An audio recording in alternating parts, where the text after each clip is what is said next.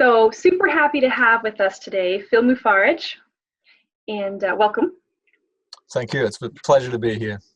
Great. So Phil is a fellow singing teacher, and I'll put the contact information for him down in the description box below where you can reach him at his website, and he also has a YouTube channel. Check out his videos. I appreciate that. No problem. So I've asked Phil to come here today to talk about the male passaggio and upper range, and to help us with some demonstrations since, well, he's male and I'm not. I often get viewers asking me if I can play exercises in the male keys and such, and it's just like I'm just limited by my gender. So we all are, don't worry. Yeah, so well, let's just jump right into this. So let's talk about the male passaggio, and why is it so challenging for guys to get through this area of the range? I would say the reason why it's the most challenging is probably because I view it as the culmination of all the notes preceding it. So a lot of guys will really struggle around that E4, F4, F sharp kind of area. And what they don't realize is, like, the perspective is, well, I can sing all the notes preceding that, and then suddenly I just hit a wall. So what's going on? What do I do? What they don't realize, or whoever's watching this, what you may not realize is the notes actually before it are what determine what's going to happen when you get up there. So you may not realize it, but there may be issues with the notes lower. Middle C, even lower than middle C. Oftentimes I've got to help people with the range even preceding middle C so that they can get up to the F4 in a way that's more free. And then from that, the voice can be strengthened and then extend even further. So you're not doomed with a genetic default in your voice or anything like that. It is just a technique issue. Yeah, I always say that definitely, I think what happens is they get to that E, F, F sharp, G area, and they haven't really been paying attention to the little, we'll say, warning signs, little red flags that something's Absolutely. A little bit imbalanced in the previous notes. Absolutely. Yeah, that's a great way of putting it, the red flags. It's I think it's a sensitivity issue. A lot of people have this mindset of like, oh, if I can sing the note, then that's it, that's fine. But there are more efficient ways to hit the notes. And you may have no idea about it because you may be speaking with the same tensions that you're using in that low range. So by the time you get up to the F4, it's the culmination of those tensions that are now you're hitting a wall and you can't get past it. If you're slightly off here, the higher you go, that degree of incorrectness becomes like that as you go higher. It's just the problem just magnifies and magnifies and magnifies until you may be able to get away with it up to a certain range, and then you just lock up, and that can be in a different part of range depending on certain people. So some people may struggle on the F4. Some guys may be able to pull that up a little bit higher to about G sharp A before they get that same tension. But the situation of fixing it is very similar in both cases in my experience. Right. Yeah, I used to say that there's an imbalance, and we can tolerate a certain degree of imbalance until it gets to the point where it's really interfering with our vocal freedom. And then all of a sudden it just seems like this huge problem. But if we had kind of dealt with it earlier, a few notes earlier, then we wouldn't have run into exactly the same kind of situation. We wouldn't have the break. We wouldn't have that nasty flip in the voice. I view it the exact same way as what you just said. Another thing too is that I found, because I've done it wrong for many years, and then I did it more in a better way for here, and then I did it bad, and then I did it better, and then I did it bad, and then it. So I've been, constantly over the years I've been refining my technique and stuff, and I found that when you do it in a way that creates the vocal break, or when you do it in a way that has stiffness or rigidity in your voice, it weakens the area up around that vocal break. So it becomes a vocal break rather than a bridge that you can pass through. It will start to become a wall that you can't get above. As you start to fix your technique and you start to approach that area with better technique, At first you may still have that break and may be difficult, but after a while it actually starts to connect through and you can go straight through it. At first it may be a little bit shaky, a little bit wobbly, but then it starts to go through and you can take that same voice up. And so that's important to note too, is it's a strengthening process, I view it as well. Once your voice is in the right spot, then it will strengthen. If it's in the wrong alignment, it will weaken as you try to explore those upper notes. So I like to say that if your approach is not spot on, try not to hang up in that high range too much because you wear yourself out. It's true. Well, so that brings me to the question of common pitfalls and mistakes that male singers make in this area. We've kind of already talked a little bit about not paying attention to the red flags and such. Can we get into a little bit more detail about that, some of the specific situations that singers find themselves in and mistakes, trappings? Sure. And I'd like, after I do that, I'd like to ask what you see in students too, because I'd like to talk about that as well. So I can pretty much bet that it's exactly the same issues. I'm sure that we see exactly the same because they're so common. Okay. Would you mind would you want me to share mine first, or do you want to share yours first? Oh, feel free to share yours since you're the guest. Okay, I appreciate that. That's cool. Because I'm sure the more we both share, we'll have more to talk on. So I would say the main thing is, well, there's a few things, but a lot of the times that I see people doing is they try to be too loud and bright, too low. So if they're doing a scale, say like, or an exercise, or this is a singing as well, but let's take something like an exercise that's easier to demonstrate. Let's say I'm here, pretty low note. So I'll see a lot of people go like, ah, like they'll sing it like that. Ah, it's really bright and loud in that range, and my larynx is really restricted doing that. You know, so if I try to take that up, of course I'm going to hit a wall probably around the E4. I've got a lot more range in that, but if I sing in that way, I would still hit a wall at that range. I like to say that to students when I teach them. I'll say, like, if I do it the way you just did it, I'll have the exact same problem you just had there. So it's just to show that I try to show them that it's not some fault that they're born with that they can't overcome. So, for example, if I contrast this with instead of it's too bright down there. If I take that up here, it's going to start straining up to go high. Right? I can force it up, but it's not going to have that same ease. Here we go. If I that bottom note, that's resting there now. But if I go and then I try to go up to that same note, I don't even want to do it. It doesn't feel good. So I'm going to have a vocal break if I approach it that way. So I would say that I have to help people a lot change the way they do their low range. So, for example, we'll do a lesson and I'll be like, okay, show me the issue you're having. They might sing something for me, and then they might hit a wall. And they're thinking that we're going to just fix it right there. But actually, I take them right down and I go, we got to fix it down here. We're going to fix how your vowels are working, because the way you do your vowels in your low range is the key. And then that will help you do them a bit higher. And then how you do them up there will help you do it a bit higher up there. And then how you do it up higher there will help you do it up higher. It's like a gateway. So the vowels are really the key to the voice, in my opinion.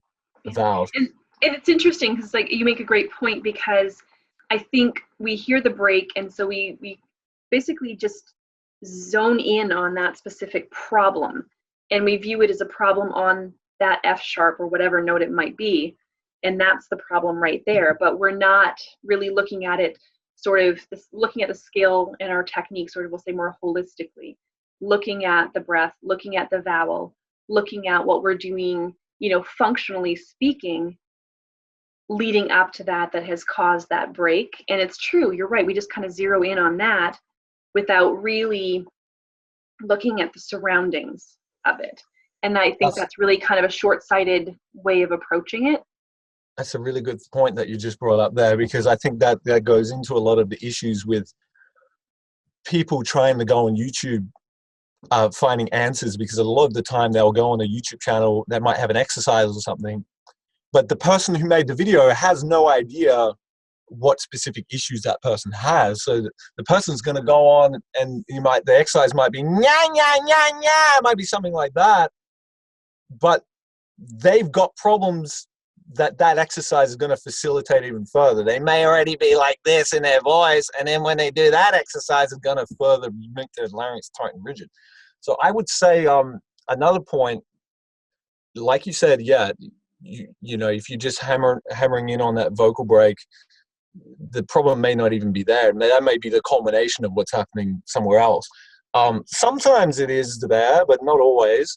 Another pitfall, I would say, other than the bright thing, I would say is, well, it ties into the brightness thing. So the brightness, getting the brightness in the voice, I like to say, comes easier and comes without rigidity when you get the throat relaxed properly. So a lot of people try to go for these brighter tones while their throat's already tight. So if they're singing something and it's like with that example I just gave, if the throat's tight and then they try to brighten it, it's going to really create an issue. You get all this tightness up here. The throat's going to be relaxed first. And if it's relaxed, and you can stem it from an oo vowel. So I like to train from the oo vowel. I consider it to be almost like the master vowel, because from that ooh, you can get to those open vowels from that position. It's stemming from that position. So that oo vowel helps get the throat in that optimum relaxed state, so that when you do the brighter vowels, you're not going ooh, yeah, you know, falling into that, right? So you even on the e vowel, there's plenty of brightness in those vowels, but they're not coming from that like, I'll show you a different way. Just a moment. When you sing, you might want to kind of get away from your mic. Am I distorting? It's distorting just a little bit. Okay. Now maybe there's a way I can adjust the volume on it. I was worried about that. Yeah. It wasn't. It was just a little bit. Okay, just a little bit. All right, I'll pull away. So if you just step back a. It's probably better I pull away too, because I've been here and it makes my head look huge, and then you're tiny. So it's better if we're at the same size. So yeah. So for example, this goes into about how if you're a little bit off, it affects everything, you know, when you hire and stuff. So if I start a little bit off on the oo vowel, I'll go into like the F4 area. If I'm a little bit off on that oo vowel, like just a little bit of that tension, ooh, it falls apart when I open it up from that position. So that's why I like to say the oo vowel is kind of the master vowel, because if you're having a problem with your R vowel, like and you like that tension in your throat, you've got to go back to that oo vowel and fix it there, and then from there you can open it up. Now that's not a cookie cutter thing. You kind of play it on everybody all the time. Some people will struggle with their oo vowel, so you come from the other direction. But I'm just saying it's a good general idea that I like to talk about, is getting that ooh, it has that kind of ooh, that almost sigh feeling inside of it, instead of that, or it's tied up there. So I think. Oh, no? I'm sorry. I was going to say that the tightness. What I like, you've talked about tightness and brightness kind of combined, and I think some of that comes from twang. That some people have sort of this faulty notion of how to create twang, and I've worked with a lot of singers who are like, I've been working on my twang, and it's very pinched. And it's like they're thinking that they need to create it with some sort of real squeeze when they're making that sound. And I think that's where it comes from, because we're told that, you know, as you go higher, you need to make sure that you have, you know, some twang and some brightness in the sound. It's protective of the voice. But then I think that they sort of misapply that concept, and that's where they get that pinched sound. And then you're right, it becomes something that you have to work out of their technique before you can actually work on, again, fixing that break area. I think that was a great point you just said about people's faulty perception. I think that is a huge part of the voice. Is sometimes we just, in our mind, we think the sound is meant to be XYZ when it's not meant to be XYZ, you know. So sometimes I'll get somebody I'll say like, can you do a ooh vowel? And I'll go, and I'll sing it like that because that's their idea of what the ooh vowel sounds like. So then you got to train them. Okay, it sounds, it doesn't sound like that. Do it more like in this direction. Now, onto what you just said. I think you just raised a really great point about the twang thing. I like to train that and this kind of ooh, this hollow thing as almost two separate identities that then we kind of bring together. So what I'll do is I'll usually start people from that this kind of position, almost like a hooty kind of sleepy thing. We'll start to fix the low range. Once that starts going pretty good, then I'll have them start using more of this kind of child voice in the higher part of their range. So everything's got this it's got kind of like a thin kind of squeaky kind of sound. It's different to I'm now in this sound and I'm using. It's different to that. So I don't show them that sound until they got that working first. Otherwise, when they do that childish sound or the twang sound, they're gonna kind of go they're gonna do that and over squeeze it. So the sensation of that crying idea, that crying on pitch, that kind of idea, that the sensation of that can be confused for just squeezing the hell out of your voice. They're very similar sensations. And I usually don't show them that until they can do that kind of, ooh, this kind of sound, more of that kind of hooty, hollow sound. I take a very similar approach as well. I always say train it both ways. So we want to train this sort of low larynx, darker, warmer kind of tone with a really released throat. And then we work on, it's okay if the larynx rises, but you've got to achieve the freedom first. If you can't let the larynx rise without it also being accompanied, that laryngeal elevation being accompanied by constriction, a feeling of tightness and squeeze, then there's an issue and we need to go back and we need to let things kind of release first. I completely concur. Yeah, I agree with what you just said about the larynx. Is some people will get confused. They think, this person said I gotta always be in a low larynx position. This said the larynx should never move. I like to say, I think a better way of saying it is just saying you just don't want the larynx to be tight or rigid, and it should be free. If it's free, when it raises, you're not going to get you're not going to get that sound, and you're also not going to go locking it down either. You're not going to get those two sounds. That's right. Yeah. So I'm very hesitant. Sometimes I'll get a student and I'll see them going like this. What are you doing? They will take your hand away from there. What are you doing? What are you doing? And I was making sure my larynx is moving. I'm like, your larynx is going to move. Okay, your larynx is going to move. It moves with different phonemes. It's higher for E and lower for oo, and yeah, all the vowels in between. Leads you down a rabbit hole of confusion if you're just sitting there micromanaging. I moved a little bit. No, I moved a little bit. No, and you're just micromanaging how much it's moving. It's going to lead you down a rabbit hole confusion. I think depending on the depending on the style, there's a certain region within a region of motion or range of motion. That's a better way of saying it. Range of motion within which that larynx is able to move. So in classical singing, the general range of motion is a little bit, it's a little bit lower. It sits a little bit lower, generally speaking. That's what it's encouraged, than in most, contemporary commercial styles of music. And if you want maximum power in the high range, that region of how much it can move is going to be like that as well. Because if you want to go really wide and bright on the vowels, you're not going to get the same kind of weight in the voice that those opera guys were getting because of that. So you're absolutely right. There's a region that it will move. It'll move here and there, but it will kind of be resting. It'll be resting rather than locked. And that brings up the point again. I know we're talking more on with contemporary styles here with this video, but with classical music, we have to understand that it's generally an unamplified sound. And so there is a greater need to self-amplify, which means that they have to maximize that resonance potential in ways that pop singers, rock singers don't have to because we have microphones. And that's where I think some of the confusion comes in too, is that a lot of the literature pertaining to singing the pedagogical literature is, pertaining really mostly to classical singers. And that's where the confusion comes. We're told, keep the larynx low.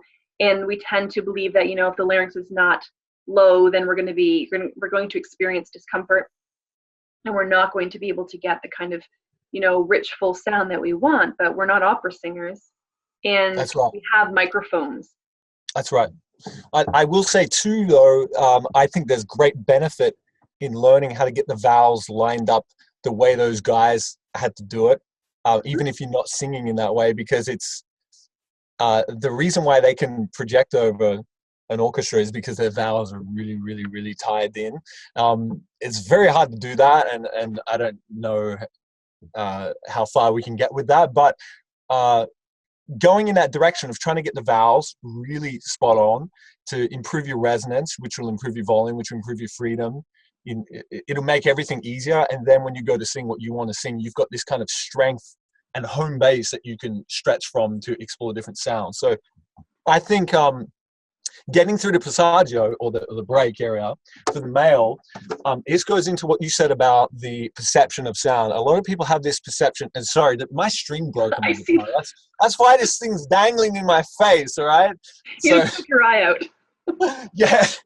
You see what I go through for you guys on YouTube. So a lot of people have a perception of how they want to sound for their style of music, so they're unwilling to change it to get through the break. But I got to say, you may have to put that sound aside, because that sound may be rigid, and that is the end point of that sound that you're getting away with. So you may need to go through something else first to find the freedom to get through that break, and then from that you learn how to stretch that closer to the sound you want to get. But you're going to find there's a bit of a compromise. You may find this is optimum, and then you're like, oh, I want to sing a little bit more like this. You just stretch a little bit out there to get the color of the sound you're after. But if you go all the way out here, you lose everything. Now, I'll show you kind of what that looks like in my voice, because everybody's voice is different. If I come around like that F4 area, and I'm like, and I'll show you like how far I can pull the vowels out for me. And now some of this is going to be limited to where I am in my technique, and some of it's going to be limited to just myself, just me being my limitations of my body, the shape of my jaw and stuff. So people with wider jaws will usually be able to brighten sound a little bit better than someone with a narrow palate like me. But I'll show you something. So if I go like this, I'll start with that ooh vowel for a second, and I'll open it up. So I go ooh.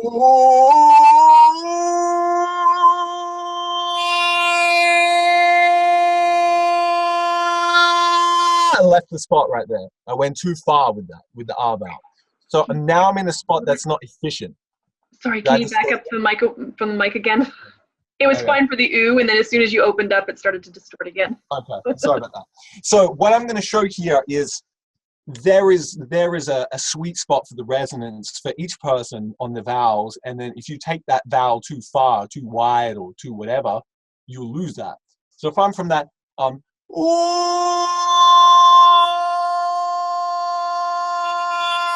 I'm losing it now. It's turning into like like that.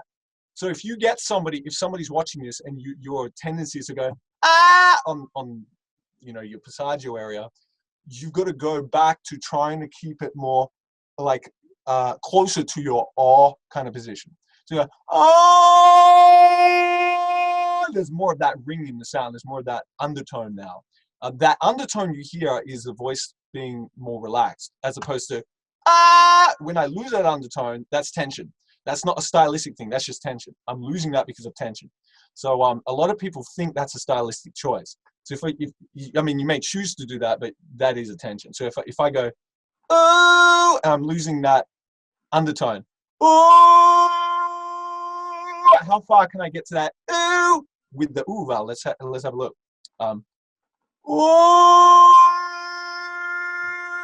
That's probably the furthest I can get to that ooh sound without it tightening up like that. So that's kind of what I mean about discovering what kind of how you can move into different sounds without losing that sweet spot. If you lose that sweet spot, you're going to strain at some point. You're going to hit a wall. You're going to, so That's it. Yeah. A couple of things that came to mind. The first was, you talked about, you know, this concern that singers sometimes have about making sounds that maybe don't fall in line with exactly the finished product, with the sounds that they envision themselves making, and understanding that it's sometimes part of the process is making sounds that maybe aren't exactly aesthetically in line with, you know, with your artistic or There's aesthetic tons of goals. unfinished sounds that I do. Yeah, tons of And unfinished sounds. exactly, I call them experimental, exactly, sort of unfinished sounds. That's a great way of describing them. And I think sometimes, oftentimes I think it comes from impatience and a lack of trust in the process. There's this impatience that we have. We feel like we want to find the shortest route from point A to point B, and we're not willing to kind of take a little bit of a detour to get us there more safely. The shortest route is some sort of, you know, uncharted path that's all rocky and full of potholes and such, but that's the fastest way to get there, right? I see Yeah. that.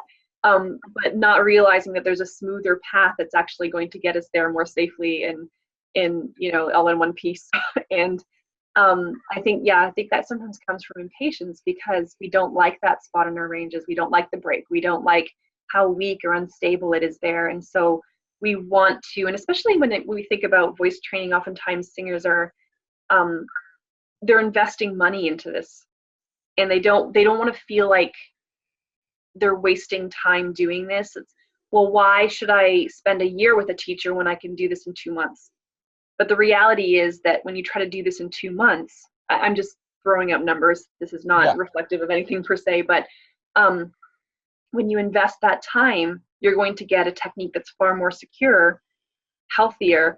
But if you try to rush through that process because you don't trust the teacher to take you through these sometimes unfinished, you know, experimental sounds, that you end up with a technique that ultimately is less secure, and you're sort of just like Richard Miller describes it as sort of like patchwork training, where you're just sort of patching up the holes in the technique, but then you still have this like really, it's a weaker kind of untrustworthy voice. Yeah. So it's like, okay, you kind of sound better, you sound okay, but can you trust that? Is that going to be reliable? Is it going to be sustainable over time? I had that for years. It was like, and I think a lot of people are going to relate to this. It's this idea of like, oh, I want to hit this note. Oh, I need this note in this song. I was writing all these songs and I couldn't hit certain notes and stuff. So I was like, I just want to hit this note. I want to hit this note. I want to hit this note. And then sure enough, I got to the point where I could hit the note, and it's like, okay, I can hit the note, but I can't like sing that live in one take. So I realized that wasn't enough.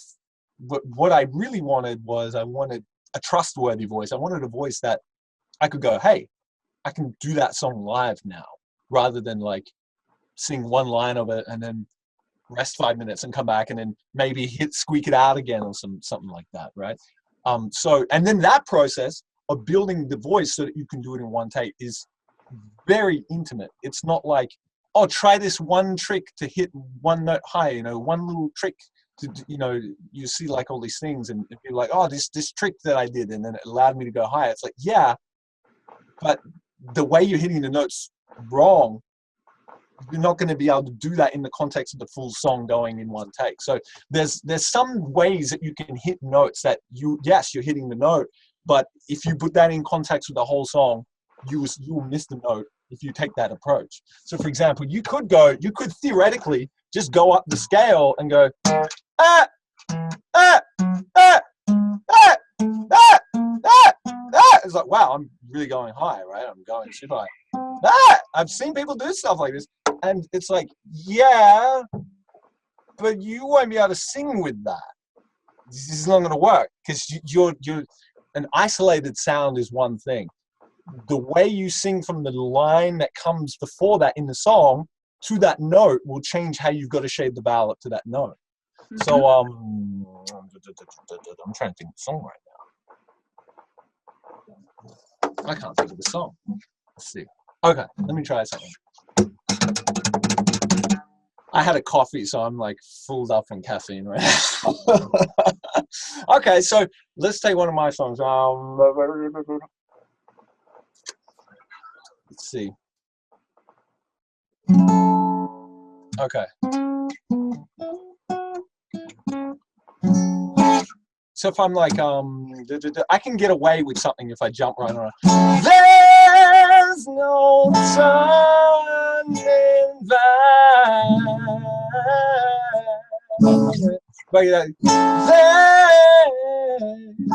If I had to sing something before that, there's, it may make me change how I'm going to sing there. So if I was to come up, if I was to go, let's say if we do it like that.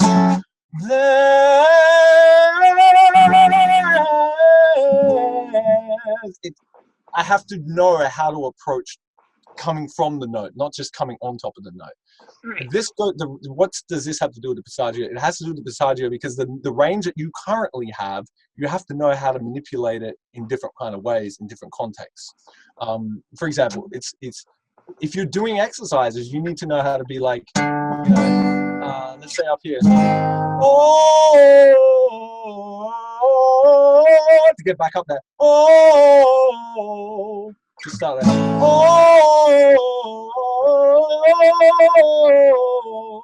It's no good going. It's like you're hitting the note, but you're going to have a vocal break in about 3 notes if you do it that way. You start going flat on the note. It starts to do that. Oh, but the style I want to sing, that's the style. Okay. But that may be too far from your home base. Find it there first, and then see what you can do from there. Okay, I can do it that way. But I'm really singing R vowel now. But if that's the style you wanted, fine. But you've got to start from the home base first. You've got to get that process down first. The process of doing it aligned the right way. You can't go, because you're going to have a vocal break. And it becomes very precarious when you're just hitting the note, right? It's just this precariousness about it, where there's always that your technique is not fundamentally secure enough, that you're just always hitting that note and crossing your fingers that it works every time. And yes, every note's got to feel easy. Now, this doesn't mean it's going to feel effortless. There is effort in the body, but it should feel easy. It should feel comfortable. It should feel like you can float on the notes, I believe. If they don't feel like you can float on the notes, you're not going to feel good. You're going to feel scared. When a lot of my songs are kind of high, so if I have to perform them live, if for whatever reason I can't get my voice feeling easy before I get up on stage, I'll be scared, because I mean, I could probably still yell my way through them with like half technique and push up and stuff, but it's not fun to do that.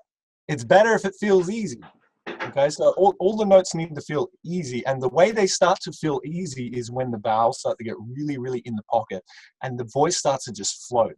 So the process, I know we're all over the place here, but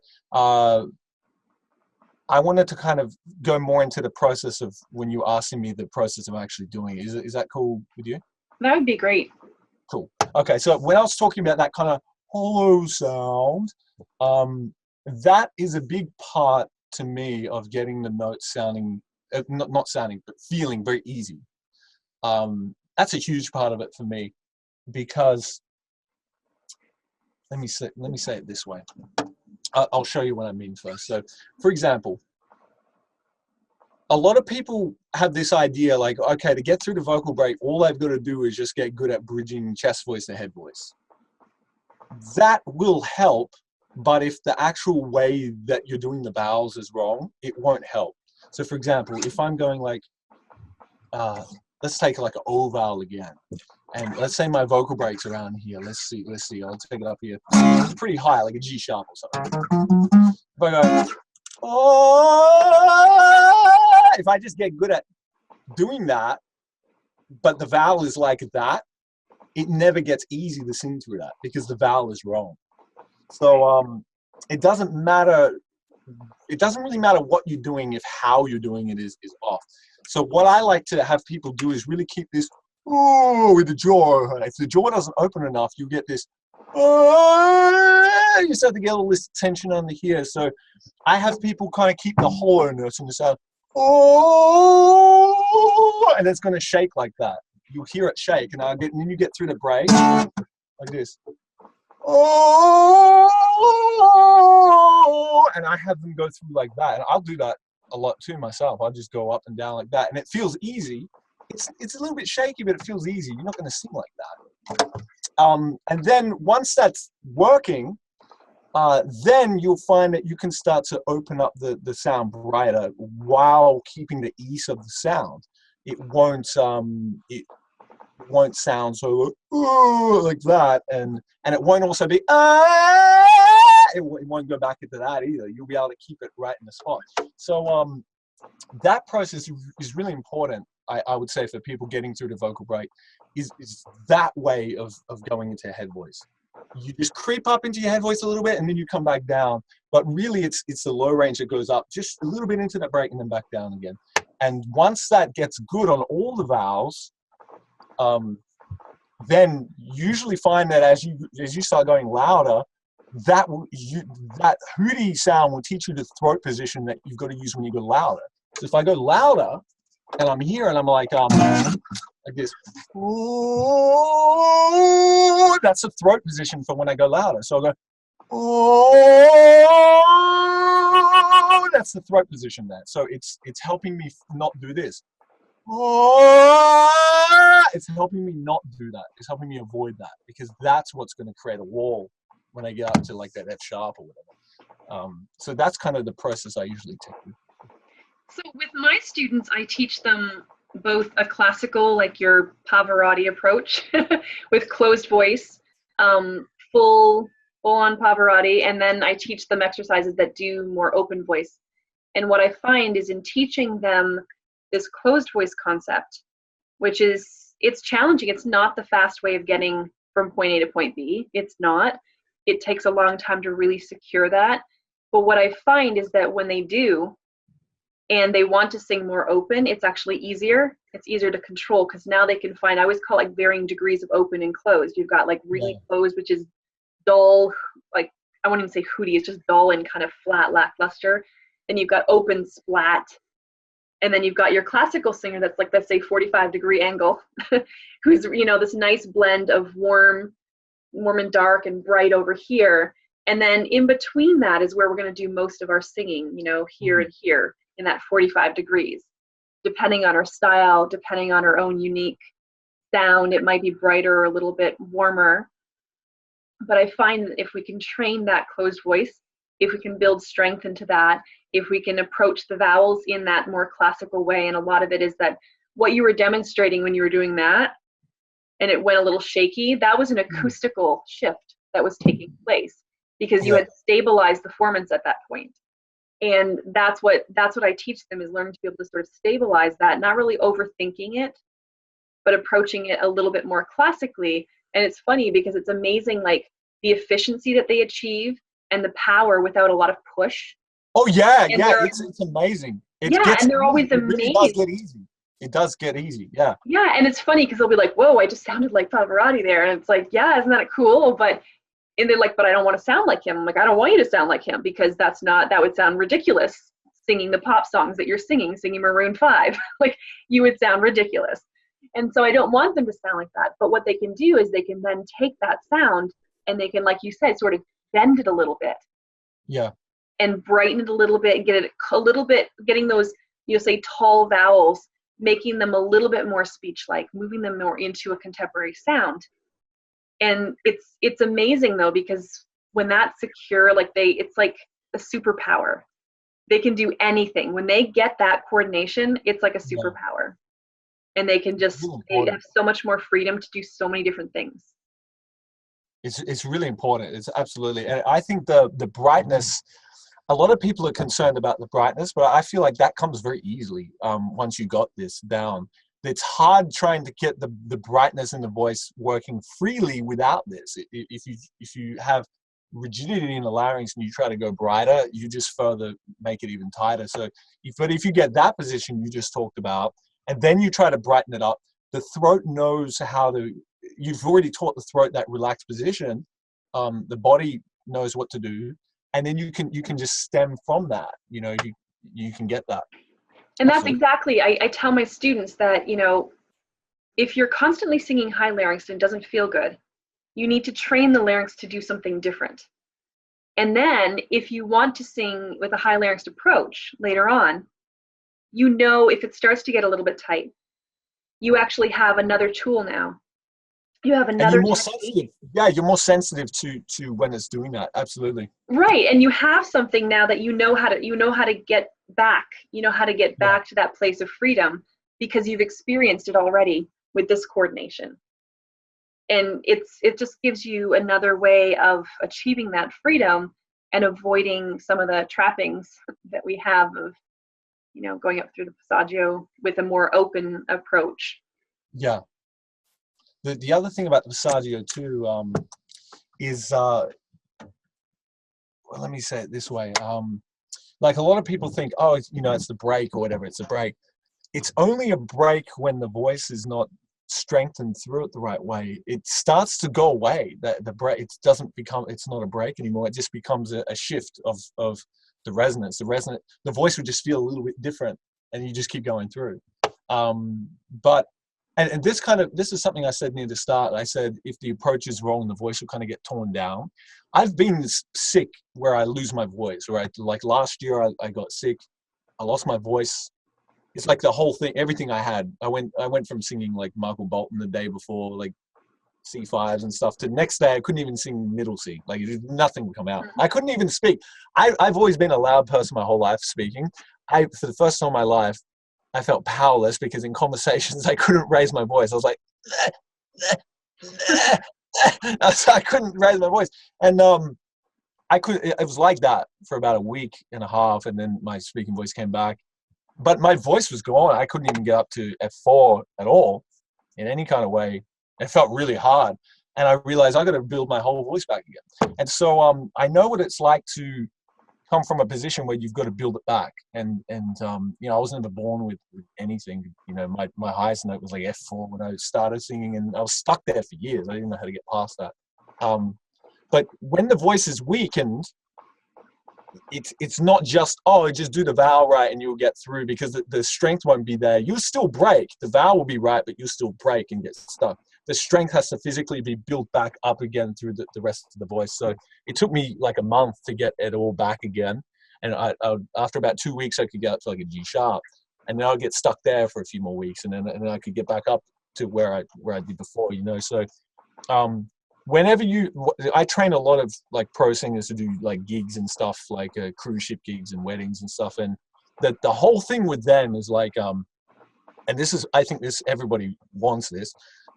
The whole thing is like, well, I want to be able to sing with ease, consistently, and not be scared of my voice. And if you have all these breaks and walls in your voice, you're going to be really scared because you're going to encounter one of them when you sing.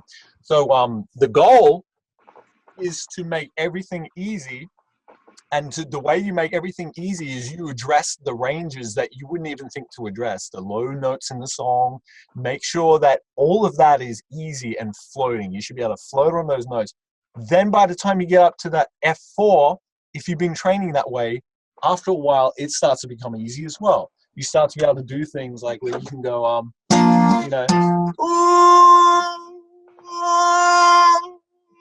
you should be able to float like that. You should be able to,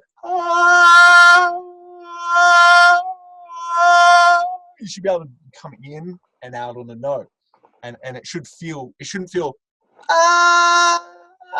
like I can fade that, but I'm stiff on it. So they can hear I'm not just floating on that. I'm just I'm like coming up there. If it feels like that, you've got to go down a few notes and then come back up, and go down a few notes, come back up, and try to get it to the point where it does float. And you may have to change your vowel to do that. You may have to change your jaw so that the vowel can change. Because if the body is not balanced, you cannot make the vowel the right way.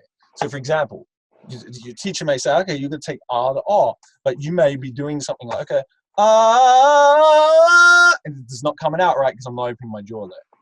Or my tongue may be too far forward. I still can't get that vowel to go. I can't find that with those imbalances. Or if I'm not using my breath, if I'm just too let's see, that's tight already. I can't find the right vowel.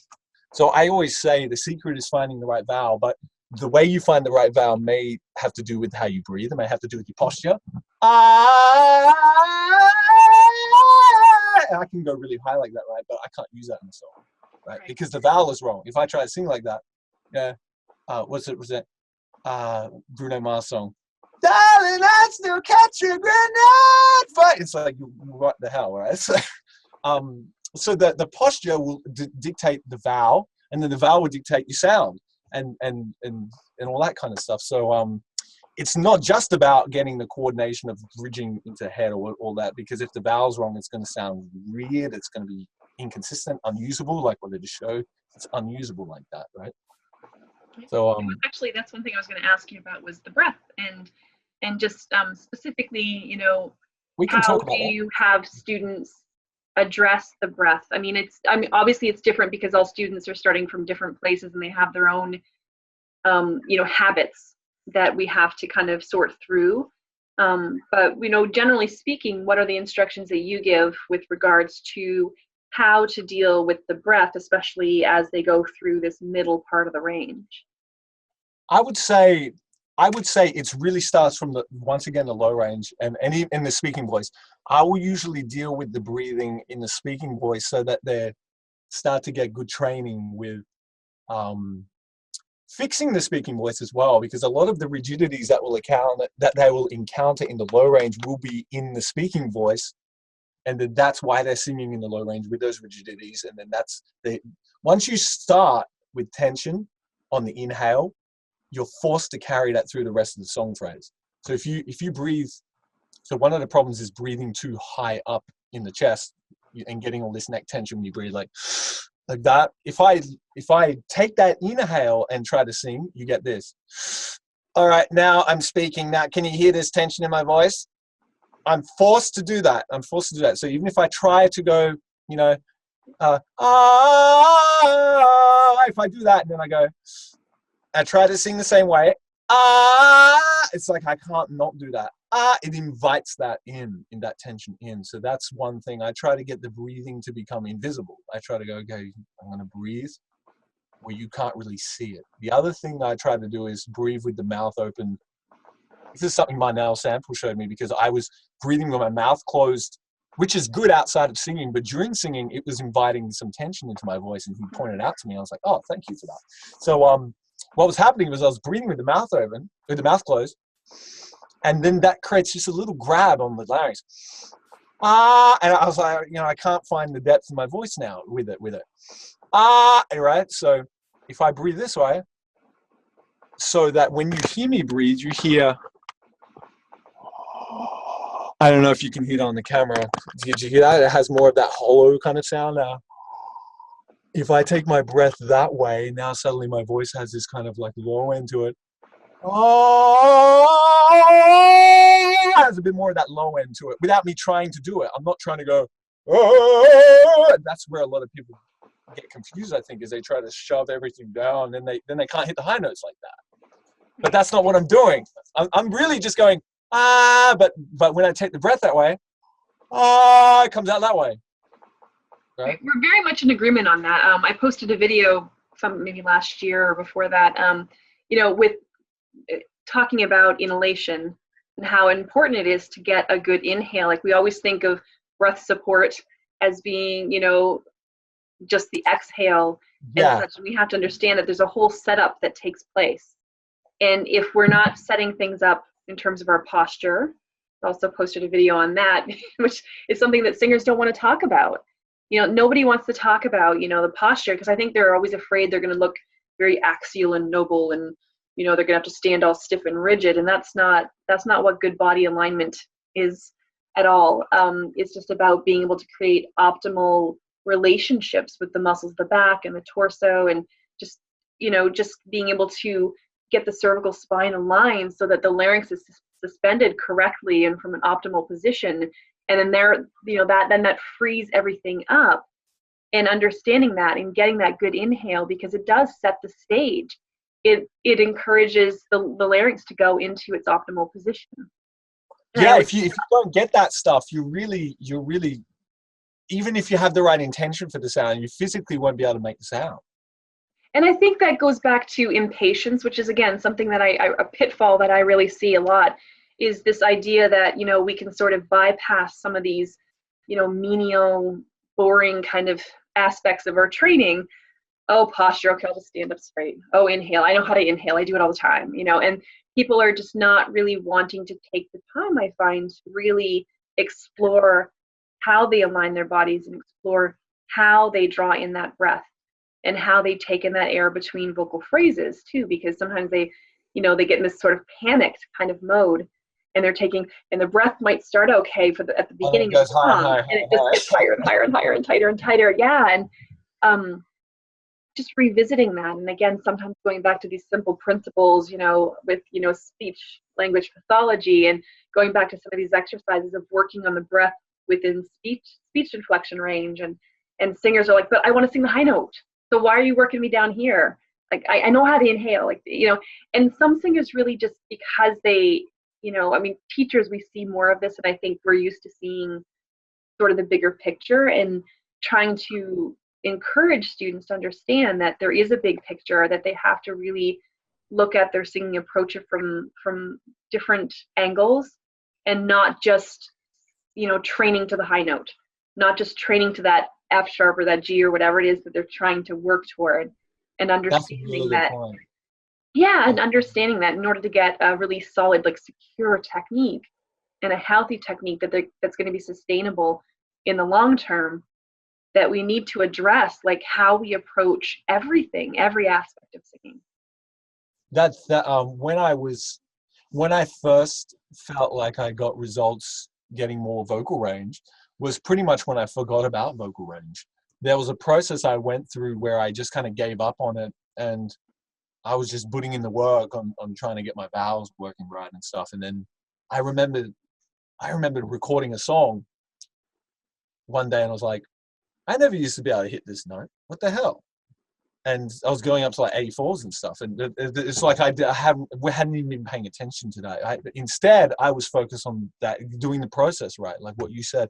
I learned to fall in love with the process itself rather than, because here's a problem I see. Remember how I was talking about how you can break down the voice if you approach a high range with a lot of volume incorrectly. The high range is very unforgiving. If you approach it wrong, it will wear out your voice faster than the lower stuff, because the lower stuff, you kind of mess it up a bit, but you'll be okay. The high range stuff, you can really wear yourself out pretty quick. And a lot of people I see, this is what's happening. This is where people get a lot of vocal breaks in their voice. They basically approach the high range a little bit wrong. They can still kind of get up there, but it's a little bit off. And they go, oh, I'm hitting the notes. And they just sing all these songs up there, but it's a little bit off. Then the next day, they can't get back up there anymore because the voice is fatigued from the day before because the approach was a little bit off. So then they force their voice to get back up there. After maybe half an hour, they actually manage to get back up there again, because the vocal cords probably swell up or something, and then they can get back in there. And they're like, oh, I'm back in there now. It feels good. But then the next day it's gone again. And now this time when they force their voice, they can't get back up there at all. And they're like, oh, I've lost it now. And then a week later, they can get back up there again. And then the same process starts again. And it's like this process of, oh, I'm in there, I'm out for a week. Oh, I'm in there, I'm out for a week. Instead, what you've got to do is you've kind of got to forget about that and work within the range you got, and then kind of push it just a little bit, and then come back down. Push it. I don't mean push it, but I mean push the limitations a bit. So if your top note's a G, maybe go up to F sharp, maybe touch a G here and there. But most of your work is around that, E4 downwards kind of area. If you approach it that way and just care about getting the alignment of all this stuff right, that soon enough you can hit that G in a way that feels way easier than what you've ever felt before. And then you can kind of touch G sharp a little bit, but you're not going to do that. You just kind of get up to G here and there. A few weeks later, You can go up to G sharp, maybe even touch an A. And it doesn't take that long. It does take long, but not that long.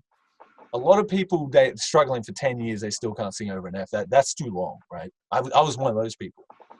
When I started doing it right, it was pretty quick. Now, to control all that takes a long time. But to get it to the point where you can hit these notes, just hit them, doesn't take long. It takes longer to control them. So that's why it's important to not be concerned about just hitting the notes, because you're going to fall into that trap of, oh, I can hit these notes, and you fatigue your voice, you lose it all again. If you're careful with it, you can build it up more or less in a linear fashion, I would say. But the non-linear pathway of this, where it gets confusing, is when people are doing stuff like that. They get one thing that works a little bit, and then they bash it over and over again. They lose it, and then they can't figure out how to get it back. And I think that's where a lot of people also go wrong, is they just don't know how to get back to where they were. I think that is a huge issue of trying to get past the passaggio, is knowing how to get your voice back into a good spot that you were in a few days ago. Maybe yesterday you're doing great. You just don't know how to get back in there today. You have to know all those kind of things. Mm-hmm. So I want to go back to something that we talked about near the beginning, this idea of, the red flags, and just sort of, like, I kind of call it digging into the sound, where there's that sort of, you just kind of push the gas pedal down and you just keep plowing through that, and the voice becomes increasingly strident. It becomes louder and louder and louder. I was 100% one of those people. Yeah, and so let's talk about that approach, and let's talk about, I mean, it's pretty clear that it doesn't work. I mean, anybody who's really had that as a habit knows that, it just, the voice just gets shouty and loud, and it lacks that flexibility. And then there's an inevitable break afterwards. So what do you do to encourage students to not dig into that sound and not just kind of floor it?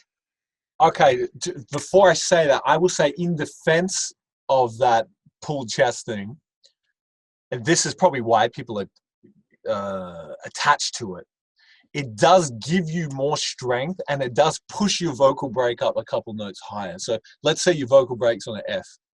Wow, now I can get to a G sharp now. But the problem is still there. You're just pushing it a little bit higher, because the vocal break will change depending on the volume you're using and the vowel you're using. And right, and it's also actually an inefficient production. When you get into yell coordination and yell resonance tuning, it's actually very efficient. So that's why when we can yell and we can hold that out, it actually usually feels really good, and it's pretty easy to sustain. But I wouldn't say that it's necessarily always musical, and it's not always flexible. I think really go anywhere from there. I think people don't know what proper yelling is. For like most people, to me, yelling it doesn't have resonance to it, so that's what makes it sound unmusical. But if you demonstrated a proper yell, I would probably call it something else. So that's probably a terminology thing there. But I would say that strength, it does have strength, and I think people latch onto that strength, but it's a rigid kind of strength. So if they're going like, hey, I don't call that a yell. I call this a yell. Let me see if I can do it. I can't yell that high. Hey, like that. It's like it just drips up, because I don't get a hey. I didn't get that release there. That's easy for me, right? Right. You have flexibility there. Definitely. You can get some vibrato in there if you wish. You can vary the dynamics. Yeah, I'm talking about that locked, fixed. Yeah, it feels good. But musically, you can't really take it anywhere, because it's always loud. It's always just kind of there, that certain fixed. I would say this. I think it's good that beginners find that initially. I think there is merit into that, because people who don't know how to get loud usually have a longer journey. Even if the loudness is wrong, the people who are kind of shouting, like I was one of those guys, I just shout my way through. I think it's a better place to start, because you've got strength in your voice, and you just got to learn how to control it. And for those people, I do that hootie thing I showed you, 100% that I have them staying that for ages, because they want to do this. They're going like, just a small town girl, and they're yelling out like that. And so I'm like, no. I'll usually have them no spreading at all. I'll have them not spread the vowel, because they will want to avoid all the small vowels. They want to avoid the e's and the oo's. They want to turn oo's into like ers, and they want to turn e's into airs, and everything goes to air, right? I say you're singing in air configuration. That configuration is invite, air is going to invite that kind of stuff. So let's say a song that has an ooh and e. What's it? I don't know. What's the song? Okay, let me just take a line. Let's do Marvin Gaye's. Baby, like a baby, right? Baby. A lot of people would sing that, who have that issue that you're talking about, would go like, ba. They'll sing it like, ba, ba, ba. So I'll have them just literally go like that.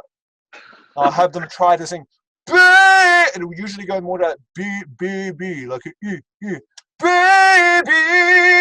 It will usually go more that direction. If it doesn't, I'll have them go back to this hooty ooh feeling, and I'll force them into that, and they will hate it because they will start doing this kind of stuff. Ooh, they start doing it. I go, no. He's like, ooh. You got to learn a thinner coordination. But because they've got the strength in their voice, once they get that, it slots in really well. Whereas people who don't have that yelled strength to start with, they've also got to build up the actual strength with it too, not just the position. So right, I say that to my students too, because it's like, okay, this is lighter than what you're used to, but we already know that you've got the strength. It's already there. We don't have to worry about that. So what we do need to find is the flexibility. We need to find that middle ground where you can be strong but flexible. And we're going to do it this way, and it's exactly what I do. Same thing, is just kind of bring that down, go into either a hoot or more of a heady, like an M2 coordination, depending on the student, whatever it might be. And understanding that, okay, that strength is still there. It's not going anywhere. You still have it. And now we're just kind of trying to find that happy middle ground, that, nice fusion between the two. I think also too, like what you were saying about how, like, as it gets higher, it gets like more stuck and more stuck. I think it goes into, because you talked about the breath a moment ago. I think it goes into the breath as well. The way you do your low notes will start to become more rigid as you go higher with this yelled approach. So people who get stuck in chest voice and they hit a wall, they will usually start, like, let's say, with, like, it might be like, I would stop them there. Even that, I would say that's wrong on the bottom note. It's just like, it feels terrible in my throat. Now, the funny thing is, I used to do that all the time, and it never bothered me because I was desensitized to it. But once you have the contrast of not doing it that way for a long time, suddenly you're like, how the hell was I singing like that, right? So I think what makes this tough is that we're just desensitized to our sensations, and we need somebody who's really sensitive, who has an ear, and go, no. You're doing it like this. You're doing that, and you don't even realize it, right? So the breath is really important for that, because if the breath is not, if you're not getting that,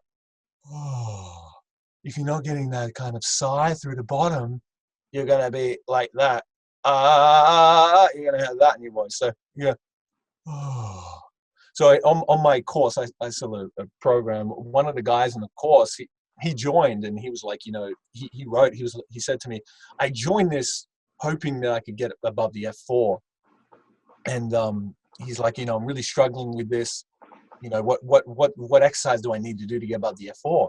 I was saying the problem is the way you're doing all this. You're like this when you sing it. Like, he sings like it, and he's like, I'm like, that's why if I do that, I can't get above the F4 either. I'm screwed as well. So the sigh, I had to really show him the sigh. He had to really get that, like, his breath. I had to tell him, okay, when you breathe in, you go, you just got to sigh it out. You just got to relax everything. So when I have him sing, I just have him pay attention to how he breathes in here.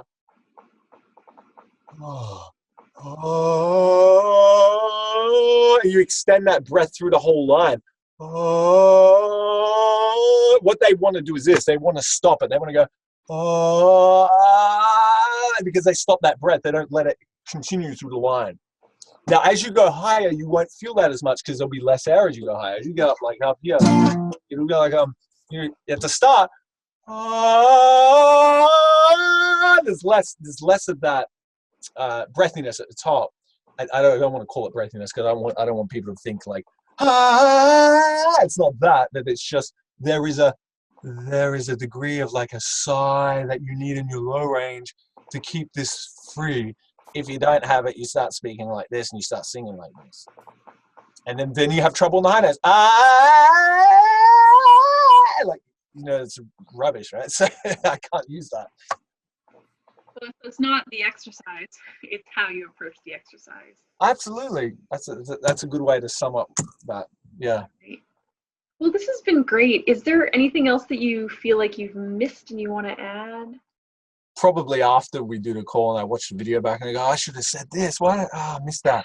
But I just can't think of it right now. Was there any other questions or anything you want to touch on? Maybe that was no. This is pretty much covering pretty much everything I was wanting to. Just talking about the common pitfalls, mistakes that singers make, and just some practical tips for correcting. I'll probably leave with this. Because this was a struggle. This might take a couple minutes to explain. When you were talking about pushing up the chest voice and stuff, and I was just saying, like, if you don't get that sigh in the bottom range, you start to get this sound, and then you start to get that. Whatever problem you have as a singer, you will start to search for things to fix that problem. So people with that problem will think, my tone's too bright and stuck and shrill, and I want a deeper sound. So they'll type in how to get a deeper sound. So they will take that same tension and they'll look on the internet, and someone will go, okay, you got to lower your larynx. So they will try to lower their larynx on top of that tension. So they're starting here like that, and I go, and it's the same issue now. You still haven't fixed the baseline issue. So I think that's where people get confused with their training, is they have an issue and they're applying concepts on top of that issue. Whereas like what I showed before, that depth, when I get depth in my voice, I don't try to go deep to get it. That was a mistake that I was doing. I was doing that in the past. I was trying to make it deep because I had tensions that was preventing my voice going deep. So I'll go, I gotta get my voice more deep. So I'll try to push it deeper. And it's like, now I'm losing all that freedom I just had when it was high larynx, but it was free. And I'm losing that. And so I'm like, what the hell? So if I'm up here and like on an eval, like that, that's one way, right? But if I get that breath in, that sigh, I open my jaw a bit more, I get more undertone. And then when I go to the high note up there, it's stable instead of like I can't hit notes like that in a song. I can't do one. But if I go, it stems from that same it stems from that. That's how I open it. It's from that. If I when I get sick and I lose my voice, I will often make the mistake of trying to get back to I'll try to do that the way I just did it, and it won't work because I have to train back this I have to train that back in my voice. And because I've lost that because I got sick or whatever and I lost it, I'll try to go back to that open sound and I'll just go and it'll just fall apart. And I'm like, I can't do it anymore. What's going on? And so I got a detour and I got to train back that hooty stuff in my voice. That's usually what's it goes into what you were saying about you may want to get to here, but you got to go through this to get to there. So yeah, I'd say I'll probably leave it with that. What do you think about that? Yeah, that's great. So yeah, just that idea of what I kind of said, patchwork sort of technique that we try to like patch up the little mistakes, and that's exactly what we do. But then eventually, there's still a weakness in the fabric. That eventually tear, and we're trying. Yeah, you're right. Trying to sort of superficially approach things, and we're addressing symptoms instead of. It's really hard to sing like that. It's really hard because I've tried to sing like that before. I've tried to when I told you just a moment ago where I said I would have a high larynx and I would try to compensate by lowering on top. It was so hard to sing like that because you would have to memorize the exact notes where you would have to do it, and it's like I can't sing like that. But once I learned how to just keep the depth in naturally, I didn't have to think about any of it. I could just sing through, and it it would just work. So absolutely, if you're trying to patch things up, for sure, it's gonna be really, really frustrating. Well, I have my students just, again, get that good inhale that just comes from the, just the nice deep low inhale, and that's the reset posture. They always press that reset button every time they take an inhale. Before they sing every phrase, they reset. I say the same thing. That's so funny. Yeah. And if necessary, what I have them do is I'll have them take a longer pause between the scales or between the vocal phrases, and I'll say, well, don't worry about what the music says. Take an extra measure. Yeah. I have to do that with some guy today, actually. I was just saying, just take as much time as you need, because right now you can't get that.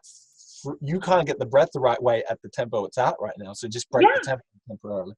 Yeah. Yeah. It's just as another note too. So I'm working with a student who's been working with me for a few months, and his speaking voice has risen so much, and he's got he has this high larynx position, and he played me this recording of him speaking a year ago, and his voice was so much lower. Speaking voice. And so he started with a speech language pathologist a couple of weeks ago. He's had 3 sessions with her now, and it's amazing, like the resonance and how things are lowering, not by trying to depress the larynx, not by thinking I need to lower my larynx. What he's working on is the breath. Yeah, that was a huge thing for me. He's working on the breath and connecting that to the speech sounds that he's making. And it's really great, because so we haven't been, the last few lessons, we haven't been doing any singing. He's been sharing with me what he's been learning and showing me the exercises and practicing them in front of me. And it's just really interesting, because it gives me more tools as well as a teacher to be able to use when students have vocal hyperfunction, or some sort of muscle tension dysphonia, where they do have this high larynx, this inflexible larynx, and it's amazing just the difference for him in just a few weeks. It's working on the breath. That was a great point you just said, because when I told you about how I've been sick before and I lose my voice, in all the times that those things happen, it's happened about twice to me, where I lose my voice like that for extended periods, like a month or something. What I found was that what was preventing my voice from coming back was my speaking voice, because after I had been sick, my speaking voice had changed. And I have to point this out to a lot of people who get sick. So a lot of students that come to me, they get sick, and they say, I was singing all this stuff last week, and I got sick. I just can't get my voice back. And they're speaking like this to me. And I'm like, you weren't speaking like that before you got sick. You've changed. Your voice has changed. And I think what happens is, how when you get sick, how your voice kind of drops down lower? I think what happens is they're trying to speak with the same volume as up here, but their voice is down here. So then they speak with that same volume that they normally would, but they're in a low range. And your low notes physically cannot be as loud as your high notes. If you try to make them loud, you're going to be tight. So my low notes need to be more passive like this. And then if I want to be louder, I'm going to be more up here like that. And if I want to be even more louder, I've got to be up here like this. And if I want to be softer, I'll be more louder like that. So I have to physically reset their voice back together again. And a lot of it is the breath, like you said. Like for me, when I speak, I have to really be conscious of kind of constantly pushing my sides out and maintaining the sigh as I speak. If I don't do that, my voice starts to fall back into this again, right? This is how I used to speak. And so that's because I'm just it feels like it's less effort though, because I'm physically just speaking from here now. So it takes more effort to go breathe in and then kind of physically extend the air through, the exhale through my sentence that I want to speak. And yes, it actually does feel more effort to me down here. Up here feels easier, and it feels smoother, and it warms up my voice better for singing. So I used to speak 30 minutes and lose my voice, but I could sing for hours. Nowadays, my speaking voice is actually helping me get my singing voice into gear quicker. Shorter warm-up times and stuff like that. I often find that when students take singing lessons, their speaking voices become better as well and healthier. And I know that sometimes we do work on speech as teachers, we work on speech first and trying to get that. But I find sometimes when we develop these good principles of breath and vowel and just, phonation in general, and just, good closure and, just balanced onset, that suddenly their speaking voices become more resonant and they start making more efficient use of their breath. And it works really well. And I also, back to the sickness thing, is I've worked with a lot of students who have had the same issues where months after they've technically been fully recovered from their illness, they're still having these residual effects with their singing. And I always say it's because of those compensatory strategies that they used when they were sick. I've experienced that myself, just mine haven't thankfully been lingering that way, but just, when I have a bad cough, I get vocal fold swelling. And what do I do? Exactly what you said. And I'm speaking lower because I've got this edema, I've got this swelling in my vocal folds. But then because I have the swelling, they're heavier. So I'm pushing more air through. Yeah. And then I have to be really careful not to allow that same habit to carry into my singing after that swelling is finally gone. And thankfully, I have a very resilient voice that way. It seems to bounce back really quickly, and I don't tend to develop really a lot of compensatory techniques, but I've seen it time and time and time again with singers where they're complaining months and months later, like, I don't understand. I'm like, you probably at some point developed some sort of bad technical practice in your speech. And especially if you tried singing while sick like that, and that's carrying over now into this healthy voice. That's exactly what happened to me. And it was like 2 months, I still couldn't get my voice back. And guess what? When I heard a recording of myself, I wasn't speaking like that before I got sick. And so I was like, okay, I better fix my speaking voice now. I started to fix my speaking voice, and within a week, my voice came back again. So it was just 1 week of that. It was just waiting on that to slot in. And then it changed how I did my vowels, because it was like I was like this far off, and then when I get to the high range, it'd be like this far off. But once I fixed speaking voice, it was like more dead on, so it would stay more dead on as I got higher up. So it's crazy. But the speaking voice is huge for the vocal break. A lot of people don't realize that. When I teach students, they'll be doing things nicely in the scales, and I'll go, "How did that feel?" And they go, "Yeah, felt good." And then they're back to, "Oh, I sing like that." And then they go to speak, and they're like, "Yeah, it felt great." And I'm like, "What are you doing? Speak the same way you just sang then." Yeah, it's amazing. It's again, it goes back to trusting the process and understanding that it might seem like we're taking you on these little detours and these strange paths to get to your goal, but you have to trust that. And there's a reason why. It's because, again, we're looking at it sort of holistically.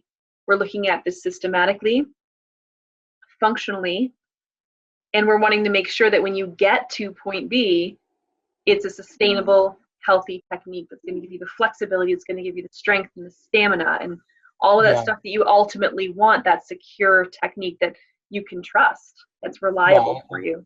I often, that's a great point. I often have to say to some people, I say like they'll demonstrate something to me, and I'll say, you can do it that way, but if you're going to find it less consistent live like that, if you want to do that in one take with the whole song there and 3 songs in a row, or 4 songs or 5 songs in a row, you'll find it harder that way. I say things like that sometimes. I'll show one way and I'll go, you can do it like that, but it's not going to be as easy that way.